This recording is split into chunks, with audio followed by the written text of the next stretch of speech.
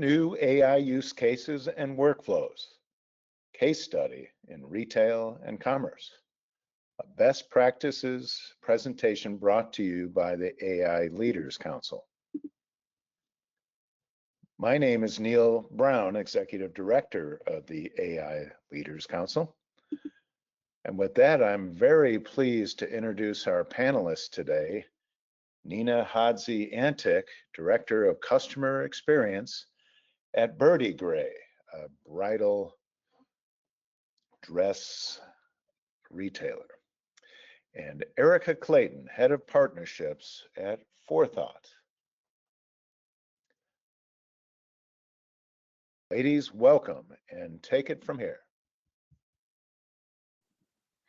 Hello, everyone, and thank you so much for joining today. My name is Erica Clayton. I lead partnerships here at Forethought, and I am really excited about this one. We are going to keep it super real and tactical today as we talk through the new retail playbook.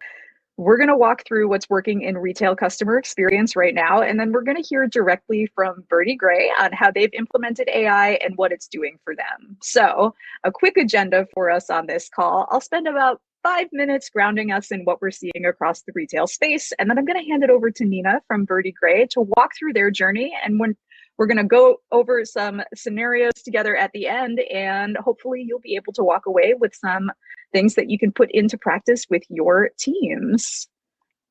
So first and most importantly, who is with us here today? As I said, my name is Erica. I'm the head of partnerships here at Forethought. I work with our partners and customers in retail, in BPO, in e-commerce. So I spend a lot of my time looking at what's driving impact versus what's not really doing anything in AI right now. And I'm joined by Nina, who's the director of customer experience over at Birdy Grey. Nina, introduce yourself. Hi, thank you guys so much for having me. I'm Nina Hadzi-Antic. I've been the Director of Customer Experience at Birdy Grey just shy of 3 years, and I'm so excited to be talking with you guys today about our wonderful partnership with Forethought. Amazing. Thank you so much for being here with us today. So first, we're going to talk just a little bit about Forethought before we jump into the real star of the show, which is Nina and Birdy Grey, of course. And I want to level set on one thing that we're seeing across retail right now. So we're seeing a pretty major shift away from AI that answers questions towards AI that actually takes action, or what we have heard every buzzword, every company say, agentic AI. And at Forethought, we think about this as AI agents that can understand what a customer needs, that can take action on their behalf, and that can improve over time based on those real interactions that you're having every single day. Because answering questions is nice, but resolving issues is where you can showcase the business impact of AI in your tool stack. Instead of thinking about AI as just one tool or one bot, the way that we think about it at Forethought is through the lens of how it improves your entire customer experience operation end to end. So there really are 3 core capabilities that we see teams needing. The first is understanding what's coming in.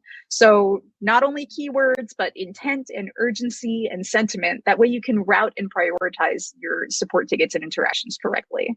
The second is resolving issues. So in addition to answering questions, also taking action. So being able to update orders, handling returns, or otherwise guiding customers towards a resolution. And third is continuously improving the systems. Things like identifying gaps or fixing knowledge issues or making the experiences better overall and over time without manually having to dig for gold every single time you want to make an improvement. And when those things work well together, that's when you start to see a real impact on things like deflection and handle time and customer satisfaction. And we're seeing this work across a pretty wide range of companies too, from high volume e-commerce brands to more complex technical support environments. The common thread remains the same across them. High ticket volumes, high expectations, and the pressure to do more with the same or fewer resources, which is exactly why Birdy Grey is such a great example. So instead of me talking about what this should look like, I would much rather show you what this actually looks like in practice. So I'm going to throw it over to Nina. Nina, tell us a little about yourself, about Birdy Grey, and maybe we can start with what your world looked like in AI, or what your world looked like before AI, and what pushed you to start exploring this option and how it became a priority for you and the team. Yeah, absolutely. So I started over at Birdy Grey in 2023. I had never worked in the wedding environment before, and so it was a really, really great challenge. Right away, I noticed that we weren't using any AI at the time in 2023, and through the period of onboarding and seeing frequently asked questions and noticing the queue really not going down. Immediately, I saw a gap that needed to be filled. I identified that we're getting the same questions over and over again from first-time customers. So the first thing that I really focused on was, okay, what are some things that we can either automate with our current platforms, and then how can we expand our coverages across channels in order to get customers, and most importantly, brides, the information that they need, because brides are the ones that are really making the choice when it comes to which brand they're going to go for their wedding. So another thing I analyzed was where are we getting our most amount of traffic, right? So if we do implement AI, what lane am I wanting to start AI with? And so we got the most amount of traffic on chat. And so really with our partnership with Forethought, we decided to start our journey with chat in order to get the highest views and the highest touch points across multiple channels. And Birdy Grey is Birdy Grey's thriving, and I'm so excited to continue to iterate and automate all of our workflows. And Forethought's been a really great partner in identifying a lot of those workflows.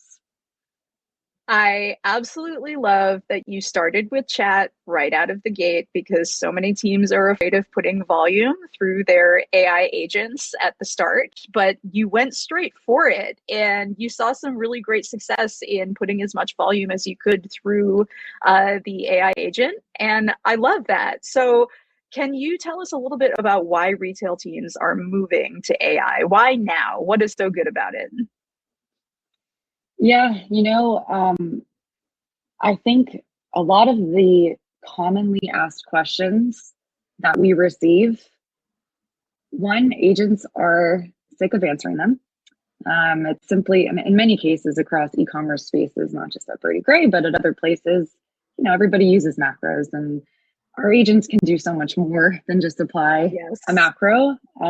So especially at Birdy Grey, we got so many repetitive questions. How do I do a return? Can I return something that's made on demand? How long do I have to return something? And these questions, really a high volume of them came from first-time customers. Because when you think about the wedding experience and the bridesmaid experience, sometimes people are bridesmaids, 10 times. That's very fringe, but in most cases, you're a bridesmaid maybe once or twice at most. And we were getting so many questions from first-time customers, kind of just like roundabout all the time, getting the same kind of questions. So that to me just screams, okay, we need to automate. We need to start automating these so that really our agents' jobs get more interesting. They're not answering the same things over and over again.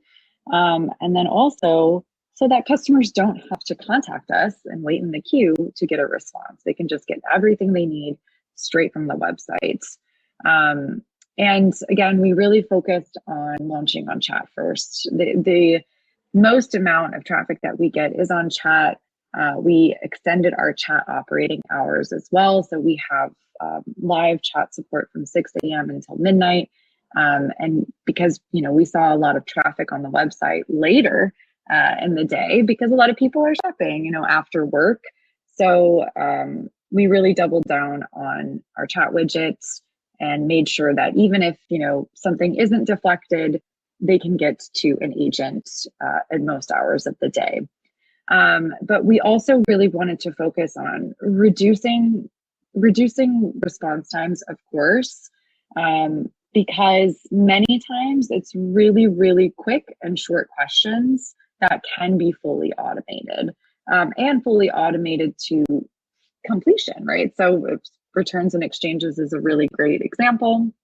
We get so many questions from bridesmaids, needing to find the right size. Maybe the style didn't work for them and they're in a time crunch. We have outlined through our returns and exchanges flow so many different choose your own adventure problems, right, that have happened during the post-ordering experience. Really taking all of the things that we found and discover to bridge that gap in the knowledge base. So, so people saying, hey, can I extend my return window? I just found out I'm pregnant, for example. We are now out automating those flows, and it's been really, really great for both our agents and our customers. I love that, especially as somebody who does most of their fine event shopping in the middle of the night, being able to get on a chat with your team or your AI agents and be able to get that help with those extended hours. That's like so cool. I love it. It's a great example of, I know we talk about it a lot in customer experience, but meeting people where people are, right? Meeting your customers where they want to be. But in today's day and age, being unable to meet your customers live or live via an AI agent as they're trying to complete their activity, you're just not in the game if you can't do it. So that's a great win.